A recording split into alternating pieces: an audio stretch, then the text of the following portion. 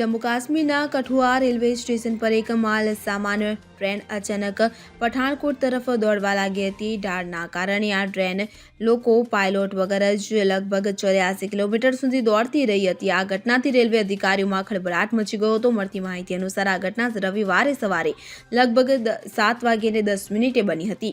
જમ્મુના કઠુઆમાં લોકો પાયલોટ માલ સામાન ટ્રેન રોકી હતી તો જ્યાં પાયલોટ ટ્રેનમાંથી નીચે ઉતરીને ચા પીવા ગયો હતો. આ દરમિયાન ટ્રેન અચાનક આગળ વધવા લાગી અને ઝડપથી પાટા પર દોડવા લાગી હતી. ટ્રેનને દોડતી જોઈને લોકો પાયલોટ સ્તબ્ધ થઈ ગયા હતા અને આ અંગેની માહિતી રેલવેના ઉચ્ચ અધિકારીઓને આપવામાં આવી. ત્યાર પછી ટ્રેનને રોકવાના પ્રયાસો પણ કરવામાં આવ્યા. ઘણા પ્રયત્નો નિષ્ફળ ગયા અને આ પછી પેસેન્જર ટ્રેનના લોકો, પાયલોટ અને કર્મચારીઓએ ઊંચી બસ્તી વિસ્તારમાં ટ્રેનને રોકી હતી. ત્યાં સુધીમાં ટ્રેને 84 કિલોમીટરનું અંતર કાપ્યું હતું. હાલ આ મામલાને ફિરોઝપુર ડિવિઝને અધિકારીઓને તપાસ કરવાના આદેશ આપ્યા છે.